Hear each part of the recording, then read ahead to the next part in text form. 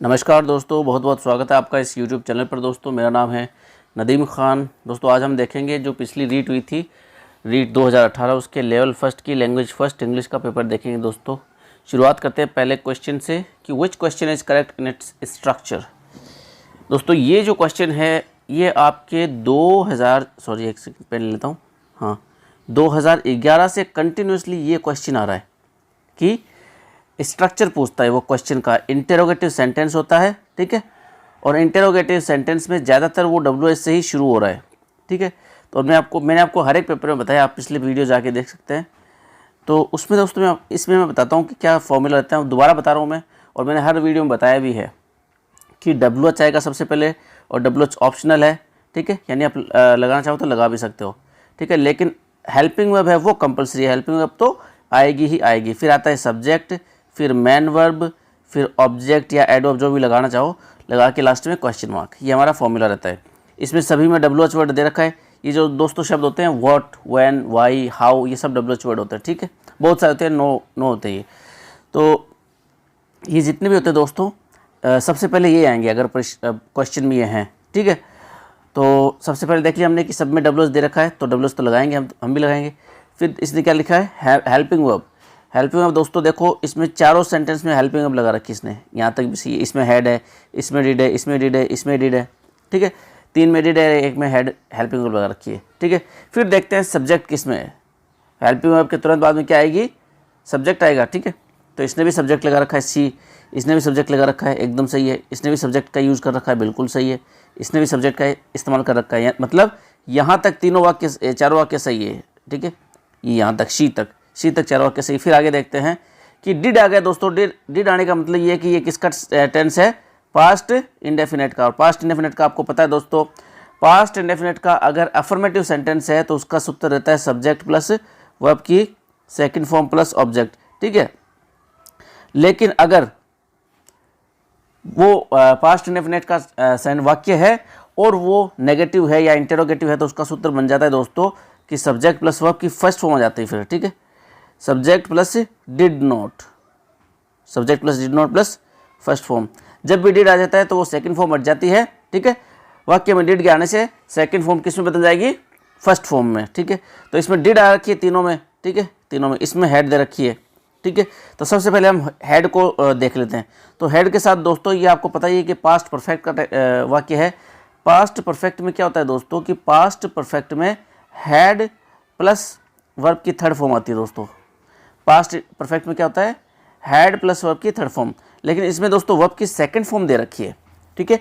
Right की second form होती है रोट, और थर्ड फॉर्म होती है दोस्तों रिटन, WRITTEN, रिटन, ठीक है। राइट, रोट, रिटन, ये सेकंड फॉर्म, इसलिए ये वाक्य तो गलत हो गया।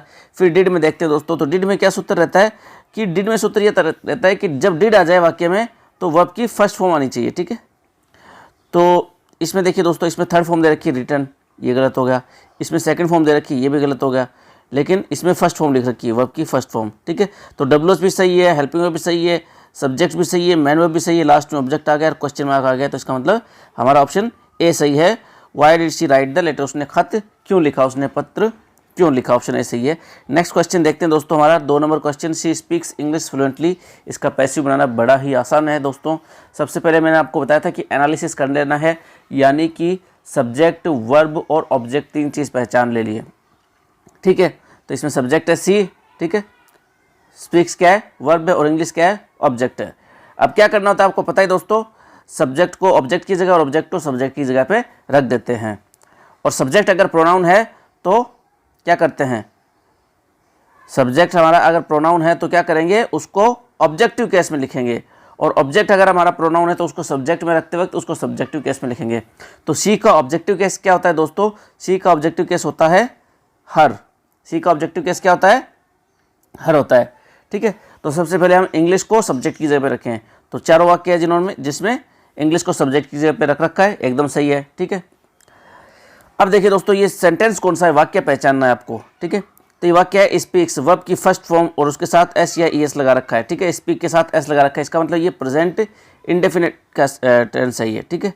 प्रेजेंट इंडेफिनेट यानी सिंपल प्रेजेंट का वाक्य है ये, ठीक है। सिंपल प्रेजेंट के वाक्य का पैसिव कैसे बनाते हैं दोस्तों, उसका पैसिव बनाते हैं हम प्रेजेंट इंडेफिनेट किस में चेंज होता है, उसमें क्या होता है, is, are plus m plus verb की थर्ड फॉर्म, ये सूत्र रहता है। ठीक है, इधर सब्जेक्ट आ जाएगा और लास्ट में ऑब्जेक्ट। ठीक है, तो इंग्लिश को हमने रख दिया चारों वाक्यों में। ठीक है, किसकी जगह पे, ऑब्जेक्ट को सब्जेक्ट की जगह पे। फिर क्या आएगा, वर्ब। वर्ब कौन सी, हेल्पिंग वर्ब, अभी मैंने आपको बताया था कौन सी वर्ब आएगी, इज, आर या एम। ठीक है, तो इसमें दोस्तों हैज दे रखा है तो ये वैसे गलत हो गया, इसमें वॉज दे रखा है तो ये वैसे गलत हो गया। अब इसमें भी दोस्तों इज है, इसमें भी इज है, इसका मतलब ये एकदम सही है। ठीक है, और मैंने आपको बताया था इज आर के बाद में क्या आएगा, वर्ब की थर्ड फॉर्म, लेकिन इसने बीइंग लगा रखा है तो ये गलत हो गया, और इसने वर्ब की थर्ड फॉर्म लगा रखी है स्पोकन। स्पीक की थर्ड फॉर्म होती है स्पोकन, स्पीक, स्पोक, स्पोकन। ठीक है, इंग्लिश इज स्पोकन, और अब लगाएंगे सब्जेक्ट को ऑब्जेक्ट की जगह पे रखेंगे तो किस प्रकार से रखेंगे, बाय लगा के हर लिख देंगे, बाय हर फ्लुएंटली। तो हमारा वाक्य सही हो गया option c, English is spoken by her fluently, English उसके द्वारा धारा प्रवाह बोली जाती है। अगला सवाल देखते हैं दोस्तों, एक सेकेंड पेन ले लेते हैं, कि which of the following contents the word beginning with the same consonant sound. Same consonant sound किसमें दोस्तों, तो देखते हैं ऑप्शन ए शिकागो, शुरुआत में मतलब पहले शब्द में कॉन्सोनेंट साउंड सेम होना चाहिए, यानी शिकागो और इसका भी जो CH है इसका साउंड सेम होना चाहिए। ये देखते हैं किस ऑप्शन में दे रखा है। तो इसमें जो दोस्तों शिकागो है, ये शिकागो को हम इस प्रकार से लिखते हैं, शंकर वाले, अरे यार शंकर वाले से ऐसे। ठीक है, और ये दोस्तों कोरस। ठीक है, ये क्या है, इसको लिखते हैं हम कैसे, तो दोनों अलग अलग साउंड हो गए, तो हमारा ऑप्शन ये तो सही नहीं है।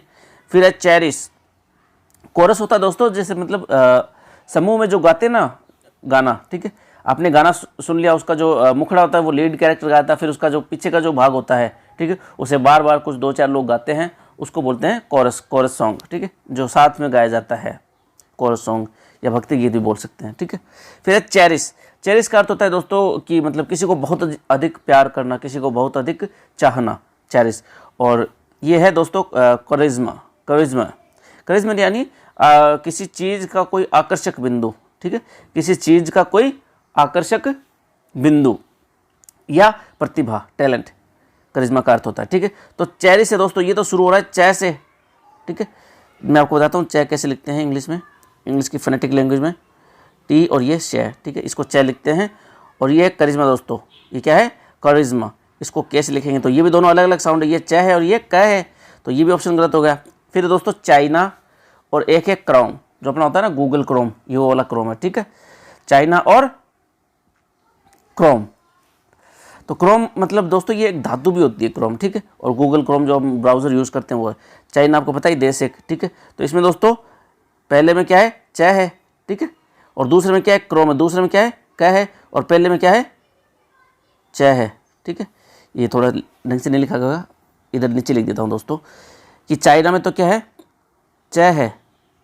ठीक है, और क्रोम में क्या है, क है। ठीक है, तो ये भी दोनों अलग हो गए, इसलिए ये भी गलत है, ये भी गलत और ये भी गलत। तो हमारा ऑप्शन कौन सा सही हो गया, ऑप्शन डी सही हो गया दोस्तों, क्योंकि ऑप्शन डी में एक तो है चेक। ठीक है, इसमें भी चे की ध्वनि है, और चैन, चैन में भी चे की ध्वनि है, तो हमारा ऑप्शन सही हो गया डी। नेक्स्ट क्वेश्चन देखते हैं दोस्तों, 4 number question, which of the following contents the same vowel sound, सब में वाउल साउंड सेम कौन सा है। ठीक है, ऐसा ऑप्शन ढूंढना है जिसमें सब में वाउल साउंड एक जैसा हो। दोस्तों देखते हैं हुक, हुक में जो वाउल साउंड है दोस्तों वो है ऊ का, छोटी ऊ, हुक। ठीक है, फिर दोस्तों ब्रुक, ब्रुक में भी छोटा ऊ है, ब्रुक।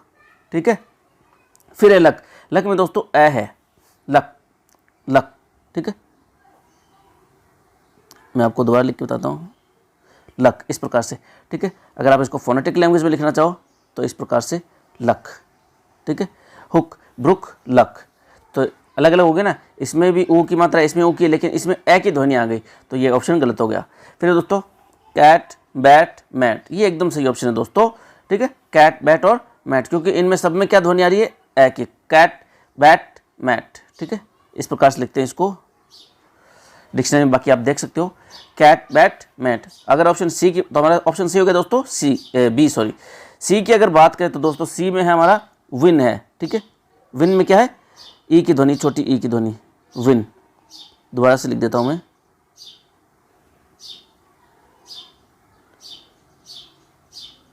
ये थोड़ा लिखने में दिक्कत आ रही है दोस्तों,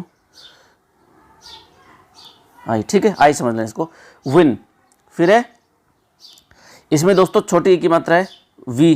ठीक है, विन, वी, लेकिन सी में दोस्तों बड़ी ई की मात्रा है, सी में बड़ी ई की मात्रा है, विन और वी में छोटी ई की मात्रा है और सी में बड़ी ई की मात्रा है, ठीक है। तो ये भी हमारा ऑप्शन गलत है, ये भी गलत है। और लीड, लीक और ब्रेक। अब लीड में दोस्तों बड़ी ई की मात्रा है, ठीक है, लीड में बड़ी ई की मात्रा है, लीक में बड़ी ई की मात्रा है, लीक में क्या है, बड़ी की मात्रा है। ब्रेक है दोस्तों, उसमें डिप्थोंग है, ब्रेक। इधर पूरा लिख के दिखाता हूँ आपको, ये बी आर और ये डिप्थोंग हो गया ई और आई मिलके, ठीक है, ये डिप्थोंग है, ये डिप्थोंग है दोस्तों, ठीक है। और ये क्या लास्ट में कहा गया, ये जो मैंने निशान लगाया ये वाला, ये डिप्थोंग है, ए, इसको बोलते हैं ए ई। अगर ढंग से नहीं लिखा गया तो दोबारा लिख के बताता हूँ दोस्तों, ए ई, ब्रेक यानी तोड़ना, ठीक है। हुक यानी दोस्तों मैं आपको बता दूं, अर्थ बताता हूँ इसका। हुक जो मतलब अपना वो जिसको खुंटा या खुंटी बोलते हैं ना मारवाड़ी भाषा में, अंकुड़ा भी बोलते हैं, जिसमें हम पंखा लगाते हैं दोस्तों, छत पंखा, सीलिंग फैन लगाते हैं, उसको बोलते हैं हुक, ठीक है। और बात करते हैं ब्रुक की दोस्तों, तो ब्रुक एक छोटी नदी होती है, उसको बोलते हैं लक। का आपको पता है, किस्मत को कहते हैं। कैट का भी पता है, बैट का भी पता है, बल्ला है। मेट यानी चटाई होती है दोस्तों। विन भी पता है, वी सी ये भी पता है। लीड भी पता है दोस्तों आपको, लीड यानी नेतृत्व करना। लीक यानी छेद या रिसाव, ठीक है, जहाँ से रिसाव होता है। ब्रेक यानी तोड़ना।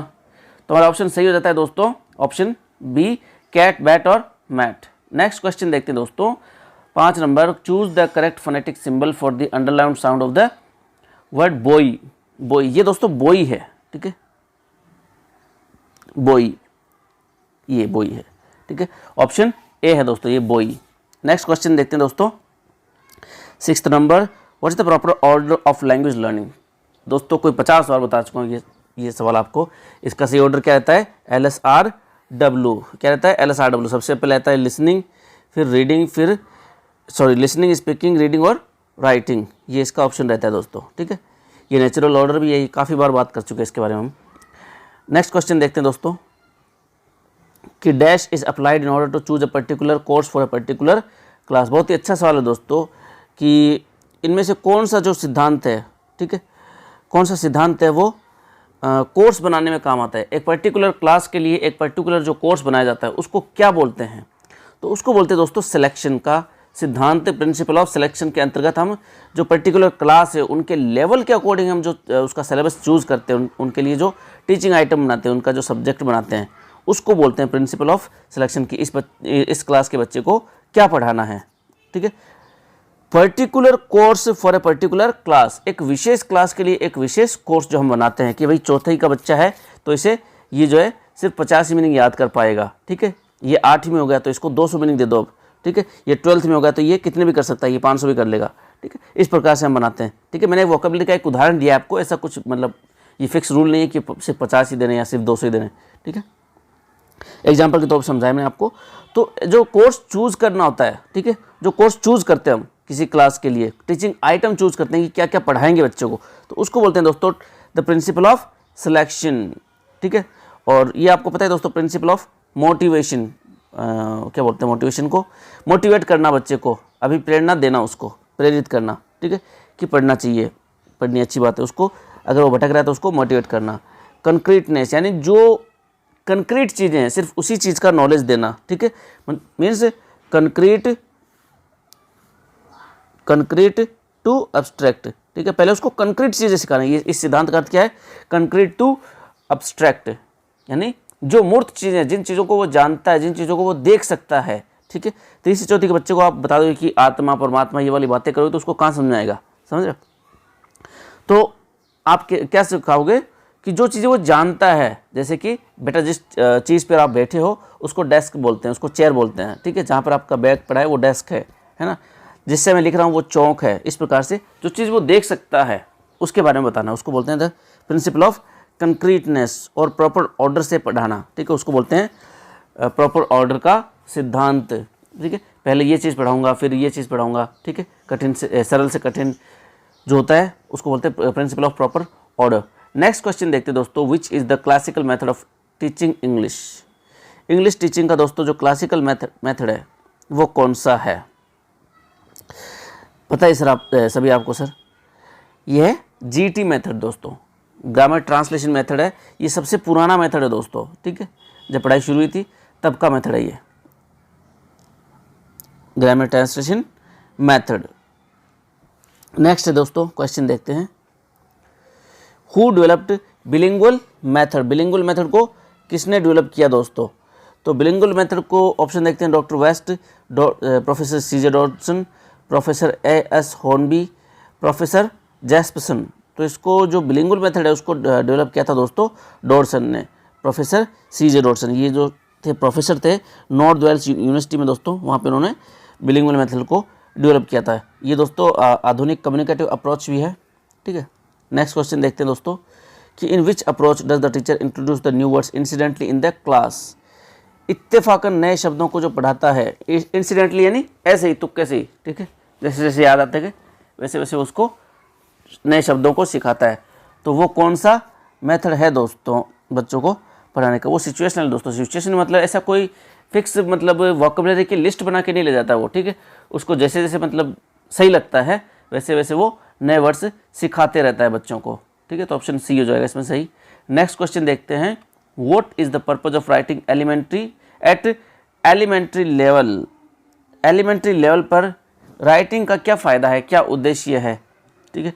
Development of motor skills, discrimination of the words, taking notes, initiating conversation.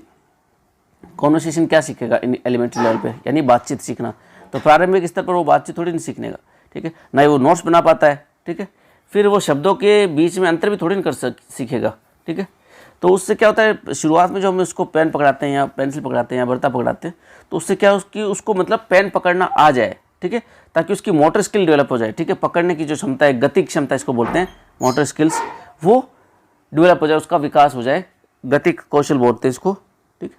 पकड़ सके पेन पेंसिल को, वो चीज़ का डेवलपमेंट करने के लिए एलिमेंट्री लेवल पे हम उसको राइटिंग देते हैं। ऑप्शन ए सही हो जाएगा दोस्तों।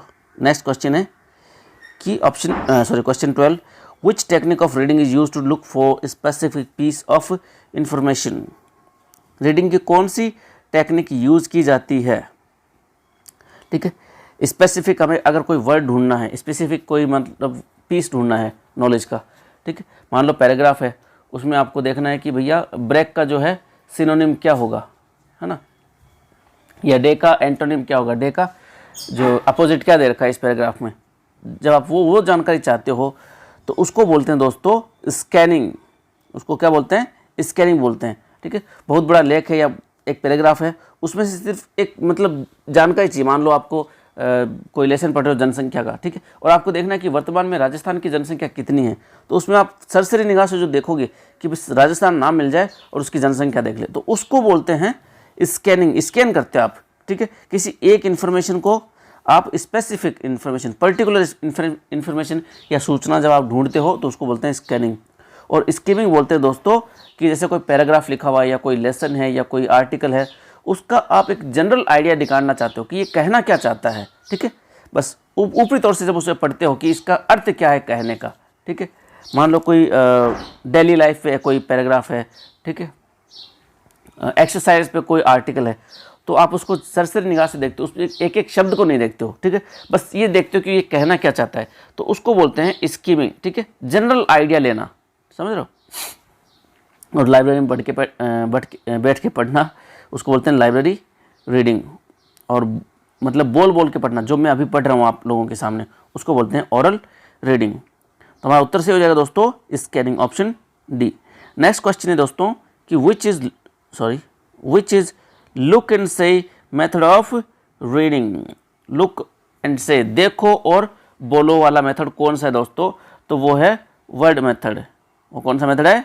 द वर्ड मेथड है, उसको देखो और बोलो कहते हैं, ठीक है। टीचर आपको कोई सेब का चित्र दिखा देगा, ठीक है, गाड़ी का चित्र दिखा देगा कि बोलो उसको क्या बोलते हैं, तो बोलेगा एप्पल, बॉल, कैट, डॉग, इस प्रकार से, ठीक है। देखो और बोलो इस प्रकार से।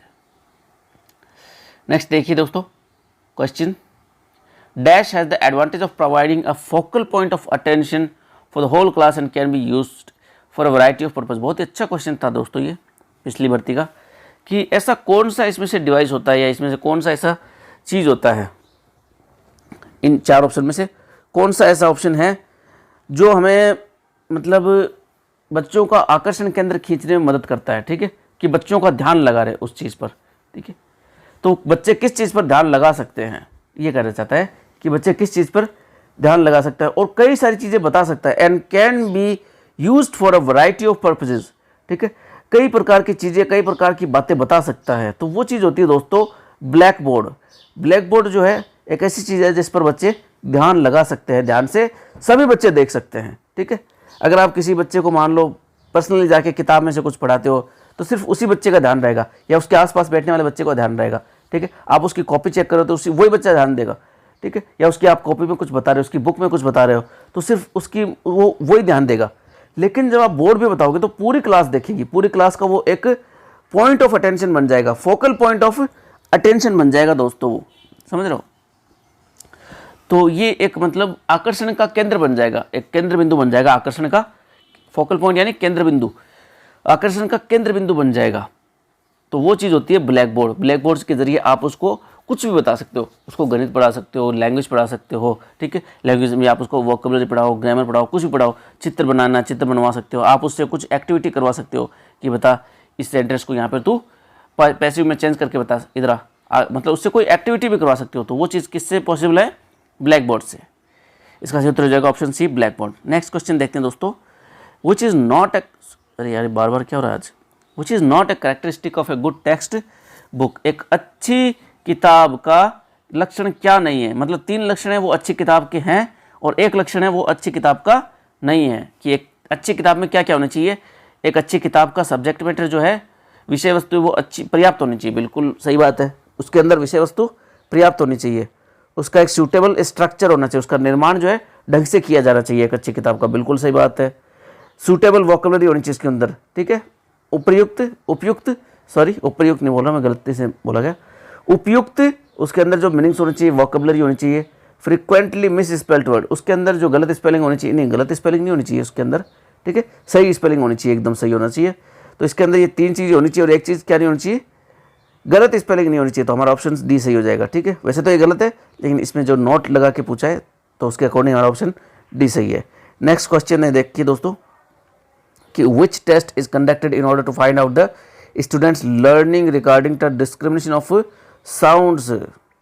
साउंड्स अगर देखना चाहते हो आप बच्चे का, ठीक है, students learning regarding the discrimination, कि वो शब्दों में भेद कर पा रहा है या नहीं, ध्वनियों में, साउंड्स लिखा हुआ यहाँ पे, मैंने गलत बोल दिया, साउंड्स, ध्वनियों में वो भेद कर पा रहा है या नहीं, ये जांच। लेकिन ये हमें कौन सा उसका टेस्ट लेना पड़ेगा दोस्तों, तो हमें उसका जो टेस्ट लेना पड़ेगा दोस्तों, रीडिंग टेस्ट से नहीं होगा वो, ना ही वो कॉम्प्रहेंशन से होगा, वो किससे होगा, लिसनिंग टेस्ट, ठीक है। उसके सामने बोल दो, अगर वो पकड़ पा रहा है कि हाँ इसमें और इसमें इस चीज़ का अंतर है, ठीक है, आप आप बोलोगे या लिंगुआ फोन के जरिए आपके 2 शब्द एक जैसी ध्वनि के दोगे, ठीक है, या उनमें माइनर सा डिफरेंस होगा, फ़र्क होगा, वो दोगे तो वो पकड़ लेगा, ठीक है। अगर वो पकड़ पा रहा है तब तो ठीक है, नहीं पकड़ पा रहा है तो कुछ प्रॉब्लम है उसको, ठीक है। तो वो किसके ज़रिए होगा दोस्तों, लिसनिंग टेस्ट के ज़रिए होगा, ठीक है। जैसे कि 2 शब्द हैं काम और काज, ठीक है, आप बोलोगे काम काज, वो कह रहा है कि दोनों सही हैं, दोनों एक जैसी ध्वनि है, तो इसका मतलब कुछ प्रॉब्लम है उसको, ठीक है।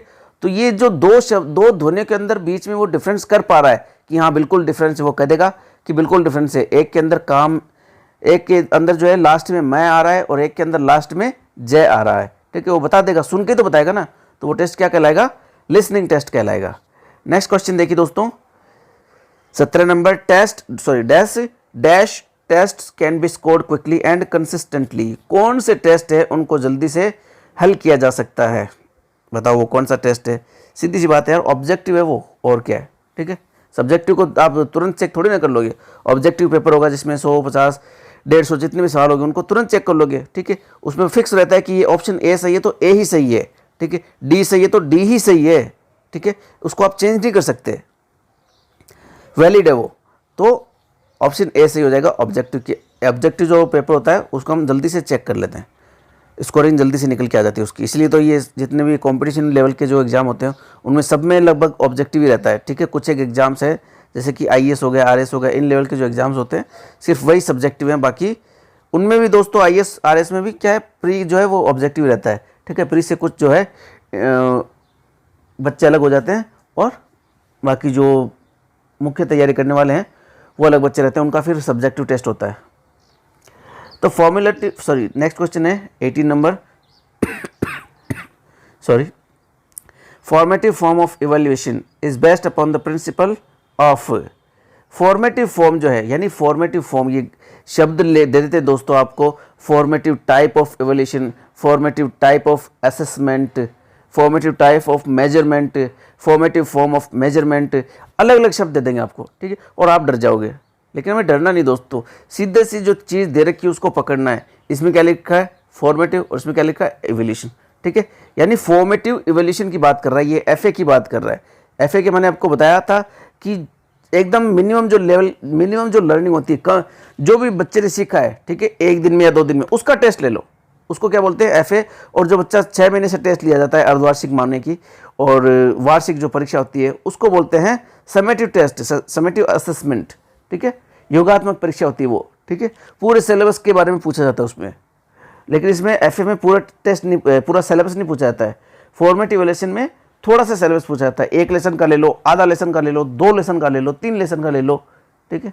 ये इस प्रकार को कहते हैं, इस प्रकार के इवैल्यूएशन को क्या कहते हैं? Formative evaluation. अब आप देखोगे कि इसमें फॉर्म लिखा हुआ है, ऑफ लिखा हुआ है, यार क्या ये अलग चीज़ होगी? ये अलग नहीं है, वो ये है, ठीक है। तो इसमें क्या ऑप्शन सही हो जाएगा दोस्तों? मिनिमम लेवल ऑफ लर्निंग, बच्चे ने जो कम से कम सीखा है उसका टेस्ट ले लो, ठीक है। उसको जो कम से कम पढ़ाया गया है, 1 दिन का टेस्ट ले लो, 2 दिन तक पढ़ाया है, ठीक है, टेस्ट ले लो, उसको बोलते हैं एफए।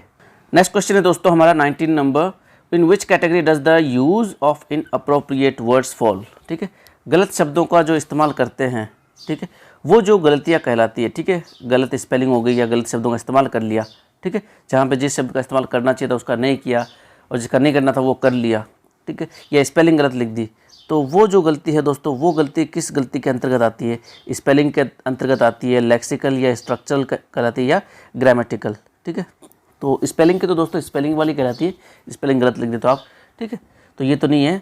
लेक्सिकल है वो दोस्तों कहलाती है जो शब्दों से संबंधित जो गलतियाँ होती है ना, ठीक है, जिसमें स्पेलिंग की गलती भी शामिल रहती है, ठीक है।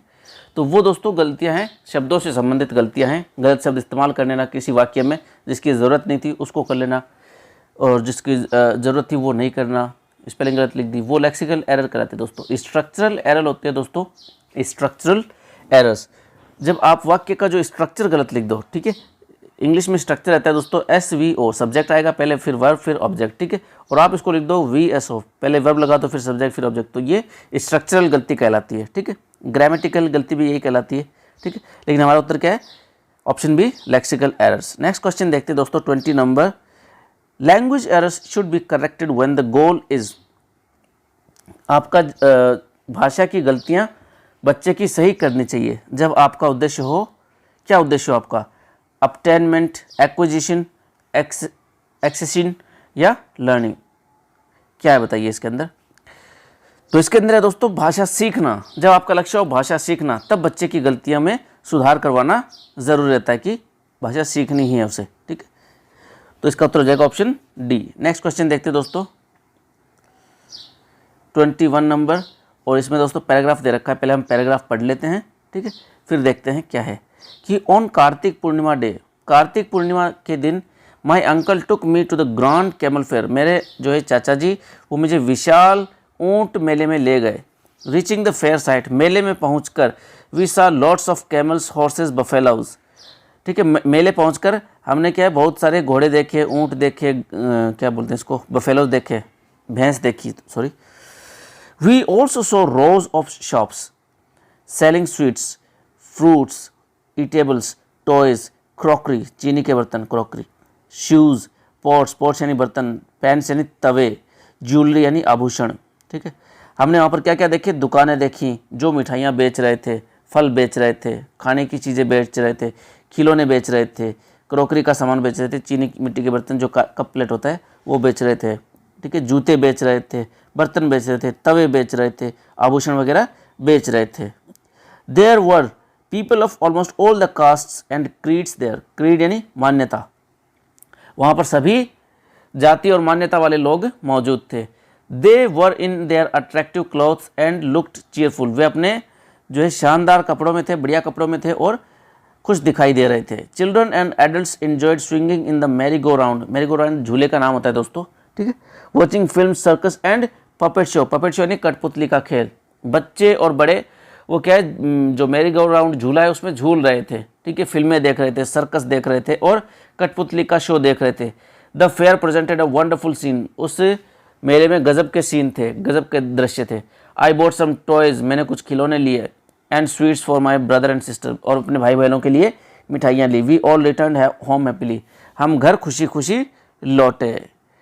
तो ये कह रहा है कि दोस्तों क्वेश्चन 21 नंबर है, find out the word from the about text which means huge and splendid, ऐसा शब्द ढूंढिए जिसका अर्थ हो बड़ा और बहुत बड़ा, ठीक है, विशाल या शानदार, ऐसा अर्थ निकले जिससे। तो वो है दोस्तों ग्रांड, ऑप्शन सी। ग्रांड का अर्थ होता है विशाल, सबसे बड़ा, महान, ठीक है, शानदार, ग्रांड का अर्थ होता है। नेक्स्ट क्वेश्चन देखिए दोस्तों 22 number, opposite of the word attractive is, attractive यानी आकर्षक का विपरीत शब्द क्या होता है? टाइडी यानी दोस्तों साफ सुथरा, ठीक है, टाइडी का अर्थ होता है साफ सुथरा। रिपल्सिव, रिपल्सिव का अर्थ होता है दोस्तों अरुचिकर, अरुचिकर। एल्यूरिंग, एल्यूरिंग का अर्थ होता है दोस्तों मनोहर, सुहावना, जो आपको अच्छा लगे, ठीक है।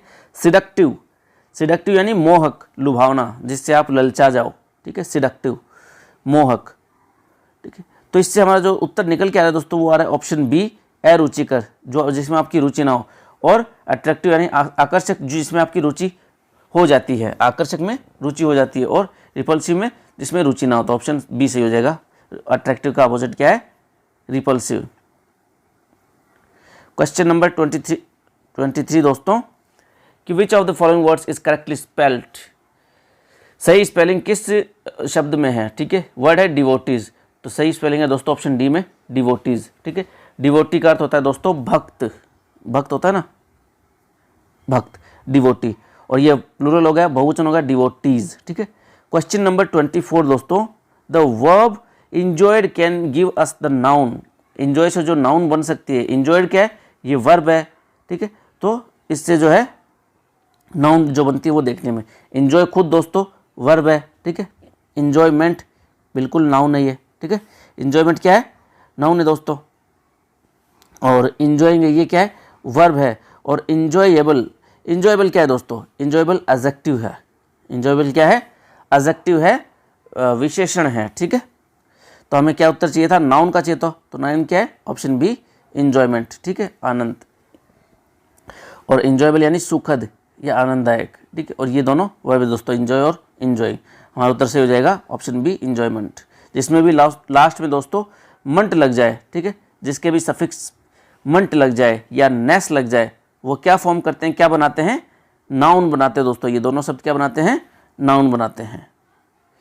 नेक्स्ट क्वेश्चन देखिए दोस्तों 25 number, find out the word from the text which means an event for public entertainment and trade, ठीक है। ये कह रहा है कि इस पैराग्राफ में से ऐसा शब्द ढूंढना है जिसका अर्थ निकले कि एक ऐसा समारोह है जिसमें लोग मजे करें, लोगों के एंटरटेनमेंट हो और लोग व्यापार भी कर सके। तो ऐसा क्या होता है दोस्तों? मेला होता है, ठीक है। ऑप्शन सी फेयर यानी मेला, मेला होता है जिसमें लोग व्यापार भी कर लेते हैं और लोगों का मनोरंजन हो जाता है, ठीक है। जानवर देख लेते हैं अजीब अजीब प्रकार के, सर्कस देख लेते हैं, खेल देख लेते हैं, ठीक है, चीज़ें ले लेते हैं, खा लेते हैं, और दुकानदार है वो वहाँ पर कुछ कमा भी लेते हैं जो ये मेला लगाते हैं। तो ऑप्शन सी से हो जाएगा फेयर। नेक्स्ट क्वेश्चन है दोस्तों, हमारा पैराग्राफ है, इस पर आधारित कुछ क्वेश्चंस हैं। पहले इस पैराग्राफ को पढ़ लेते हैं। The state police went to Rastapal village on 19 June 1947 to close the school which was running in the house of नाना भाई कांत, ठीक है। नाना भाई कांत के घर में एक स्कूल चल रही थी दोस्तों, और उसे बंद करवाने के लिए स्टेट पुलिस आई थी राजस्थान के रास्तापाल गांव में, ठीक है। रास्तापाल नाम है उस गांव का। और कब आई थी? 19 जून 1947 को। Nana Bhai refused to close the school, Nana Bhai ने मना कर दिया, रिफ्यूज़ यानी मना करना, स्कूल बंद करने से मना कर दिया नाना भाई ने। The police then beat up Nana Bhai severely, ठीक है, सीवियरली। द पुलिस सीवियरली नहीं, बहुत बुरी तरीके से। फिर पुलिस उनको क्या हुआ? पीटते हुए, बहुत बुरी तरह से पीटते हुए ले गई, पीटना शुरू कर दिया, सॉरी। ही फेल अनकॉन्शियस, और नाना भाई बेहोश हो गए पुलिस के मारने से। They took him away with them to imprison, वे उसको जो है जेल में बंद करने के लिए ले गए। फिर भी Nana Bhai died of his injuries on the way before the police could reach their camp. और वे लोग कैंप मतलब पुलिस स्टेशन पहुंचते उससे पहले ही नाना भाई की मृत्यु हो गई। After this the police beat of the teacher Senga Bhai Bhil. और इसके बाद पुलिस ने किसको पीटना शुरू कर दिया? एक टीचर था उस स्कूल में सेंगा भाई भील को, उसको पीटना शुरू कर दिया। Who had continue to teach the children despite Nana Bhai death. ठीक है, फिर पुलिस ने क्या किया? सेंगा भाई भील जो टीचर था उसको पीटना शुरू कर दिया। क्यों? क्योंकि वो जो है उस स्कूल में पढ़ा रहा था। ठीक है, नाना भाई की मृत्यु हो चुकी थी, उसके बावजूद भी वो उस स्कूल में पढ़ाता रहा। After beating Senga Bhai the police tied him to their truck. ठीक है, और पीटने के बाद क्या हुआ? सेंगा भाई को पुलिस ने क्या किया? अपने ट्रक के पीछे बांध दिया रस्सी से और उसको ले गए। They took him away dragging on the road. उसको सड़क पर घसीटते हुए ले गए। A student of the school named Kali Bai could not see this. और उस स्कूल की एक छात्रा थी काली बाई, वो उसको इस बात को नहीं देख सकी। She ran towards the truck with a sickle to cut the ropes and free Senga Bhai. वो ट्रक के पीछे दौड़ी दोस्तों, और एक हंसिया लेते हुए, सिकल यानी हंसिया जिससे फसल काटते ना उसको बोलते सिकल, ताकि वो उस हंसिया से रस्सी काट दे। और सेंगा भाई को छुड़ाने के लिए दौड़ी वो ट्रक के पीछे, पुलिस की जीप के पीछे। The police want her not to run after the vehicle. Police ने उसको चेतावनी दी कि पुलिस की गाड़ी के पीछे ना दौड़े। But she did not listen to them. लेकिन काली बाई ने उनकी बात नहीं सुनी। She reached her teacher. वह अपने टीचर तक पहुंच गई। And cut the rope with one stroke of the sickle. और उस हंसिए से रस्सी को तोड़ दिया। द वर्ड्स सिकल, क्वेश्चन देख लेते दोस्तों अब 26 number question. The words sickle and vehicles are, जो ये शब्द हैं सिकल और व्हीकल, ये क्या है दोस्तों? ये हैं नाउन्स दोस्तों। ठीक है, मैंने आपको पहले भी बताया था कि जब आपको पता ना चले कि ये नाउन है या नहीं है, ठीक है, तो आप एक काम कर सकते हो कि जो शब्द दे रखे हैं पर्टिकुलर शब्द, जैसे सिकल है, व्हीकल है, ठीक है, सिकल, तो इनके पीछे आप इनसे पहले आप आर्टिकल लगा के देख लो।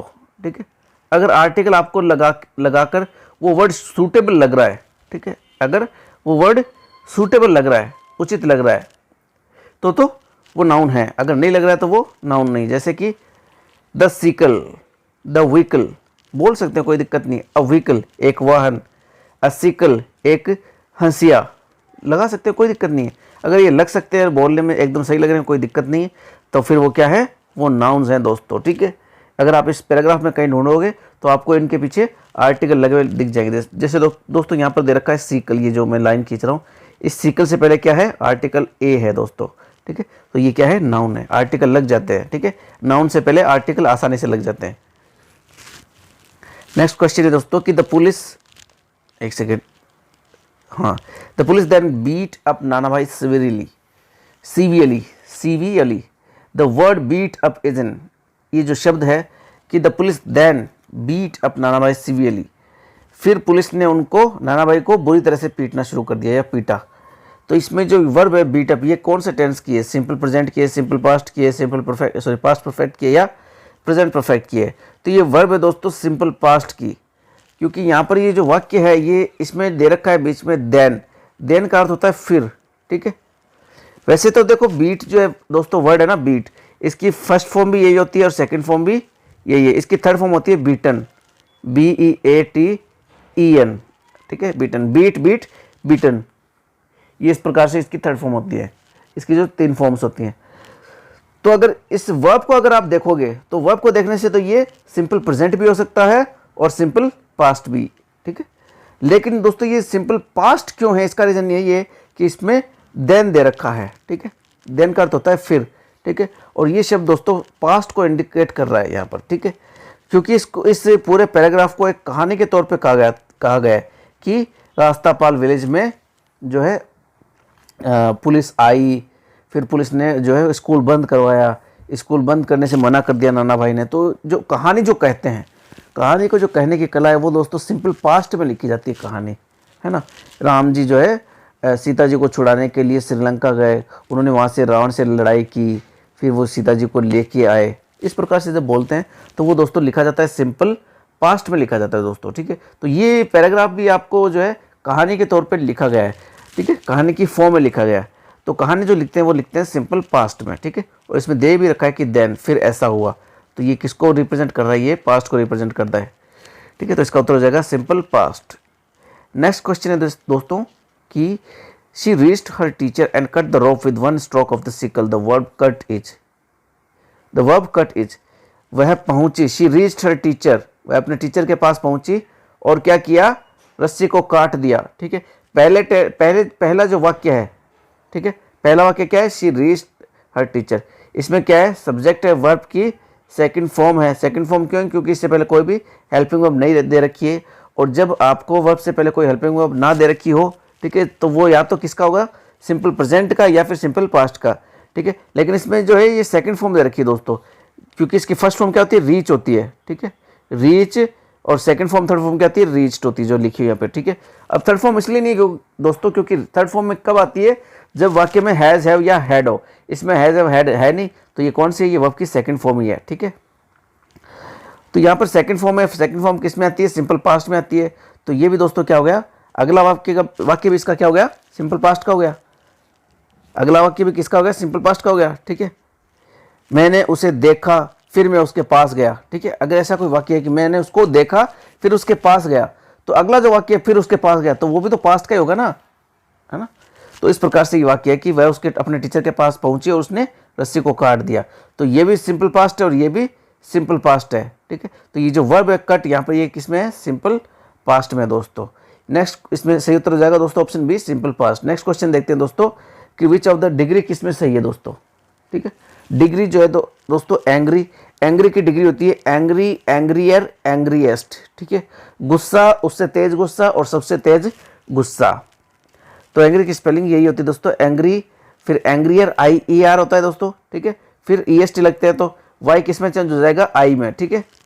अब इसमें दोस्तों क्या गलती कर रखी है, इसमें ई लगा रखा है बीच में, ये गलत बात है, इसमें ई नहीं आएगा, ठीक है। एंग्री में जो एंग्री है, ठीक है, इसमें जो ये वाई आ रहा है ये किस में चेंज हो जाएगा, आई में, एंग्रियर, ठीक है। हमारा ऑप्शन सही हो जाएगा ऑप्शन ए। नेक्स्ट क्वेश्चन है दोस्तों 30 नंबर कि which of the following options has a determiner. Determiner किसमें दोस्तों, तो डिटरमिनर किसको कहते हैं, आर्टिकल भी डिटरमिनर की कैटेगरी में आता है। आर्टिकल में आपको पता है दोस्तों क्या आते हैं, ए, एन और दी आते हैं, ठीक है। तो दी किसमें दे रखा है, इसमें द या दी एक ही बात है।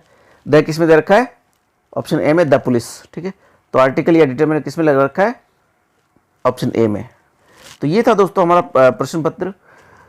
दोस्तों मैं इस प्रकार के वीडियो रोजाना बनाता हूँ, रोजाना डालता हूँ चैनल पर। और दोस्तों मैं एक वीडियो ऐसे भी बना रहा हूँ इन दिनों, ठीक है, जो हमारे RBC की जो किताबें हैं दोस्तों, ठीक है, 6th क्लास से लेकर 12th क्लास तक की, उनमें से दोस्तों मैं फिलहाल जो सोशल साइंस की जो बुक है, ठीक है, जिसमें ज्योग्राफी आती है, हिस्ट्री आती है, पॉलिटिकल साइंस आती है दोस्तों, तो उनकी जो मैं है वीडियो ऐसे डाल रहा हूँ अपने चैनल पर। और ये ऐसे वीडियो दोस्तों जो आपने आज तक कभी किसी भी चैनल पर नहीं देखे। यूट्यूब पर आपको कहीं भी ऐसे वीडियो नहीं मिलेंगे, मैं गारंटी लेता हूँ। अगर आपको मिल जाए तो चैनल को अनसब्सक्राइब कर देना, ठीक है, इसका सब्सक्रिप्शन हटा देना, वीडियो को डिसलाइक कर देना, जो भी करना चाहो वो कर देना दोस्तों आप, ठीक है। लेकिन आपको जो मैं वीडियो बना रहा हूँ, वीडियो ऐसे जिसको बोलते हैं, ठीक है, क्योंकि उसमें मेरी मास्टरी दोस्तों मैं यही काम करता था पहले। तो मैं वो दोस्तों जो वीडियो ऐसे है वो बना रहा हूँ RBC की किताबों को। अभी मैं दोस्तों 6ठी की किताबों को लेकर चल रहा हूँ, ठीक है। फिर जब 6th की खत्म हो जाएगी तब 7th की 8th की ऐसे चलते जाएंगे दोस्तों, ठीक है। अभी मैंने कुछ एक वीडियो डाले भी हैं, ठीक है, आपको शॉर्ट वीडियो मिल जाएंगे, ज़्यादा बड़े भी नहीं है वो, 1 मिनट में मैंने आपको सब कुछ समझा दिया। 1 मिनट से छोटे वीडियो हैं वो। अगर आपको टाइम मिले तो आप ज़रूर देखना दोस्तों। और वीडियो को अगर दोस्तों लाइक नहीं किया तो लाइक कीजिए, अपने दोस्तों के साथ शेयर कीजिए इस वीडियो को दोस्तों। और चैनल को अगर अभी तक सब्सक्राइब नहीं किया तो प्लीज़ सब्सक्राइब कीजिए और नोटिफिकेशन बेल भी दबा दीजिए। धन्यवाद दोस्तों।